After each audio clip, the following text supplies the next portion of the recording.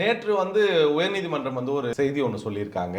இந்த toll booth சம்பந்தமா அந்த 4 மாவட்டங்கள்ல பேருந்துகள், அரசு பேருந்துகளுக்கு கட்டணம் கட்டலைன்னா நீங்க அதுல பயணிக்க முடியாது அந்த சாலைகள்லன்னு சொல்லியிருக்காங்க.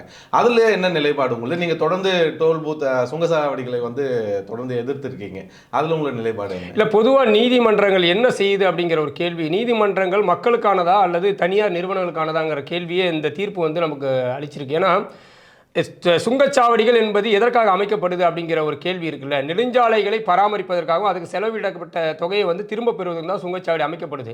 ஆனால் குறிப்பிட்ட சுங்கச்சாவடிகள் கால வரையறை தாண்டியும் கூட தொடர்ச்சியாக சுங்க கட்டணத்தை அதிகரித்து கொண்டிருப்பதும், மக்களுடைய வரிப்பணங்களை பல்லாயிரம் கோடிகளை கொள்ளையடிப்பதும் தொடர் கதையாக இருந்துகிட்டு இருக்கின்றதும் தமிழக வாழ்வுரிமை கட்சி உள்ளிட்ட ஜனநாயக அமைப்புகள் தொடர்ச்சியாக இந்த சுங்கச்சாவடிக்கு எதிராக போராடிட்டு இருக்காங்க. குறிப்பாக நீங்கள் பர்னூர் சுங்கச்சாவடிலாம் பல ஆண்டுகளாக அதோடைய வேலிடிட்டி காலம் முடிஞ்சே இன்னும் வசூலிச்சுட்டு இருக்கு. நீங்கள் ஒரு குறிப்பிட்ட காலம் முடிஞ்சிருச்சுன்னா பராமரிப்பு தொகை என்ற அடிப்படையில் ஒரு குறிப்பிட்ட தொகை தான் வசூலிக்கணும்னு வழிகாட்டு முறை இருக்குது. இது எந்த சுங்கச்சாவடிகளும் பின்பற்றுவது கிடையாது அப்படிங்கிறது நீதிமன்றங்களுக்கு தெரியுமா தெரியாதான்னு தெரியல.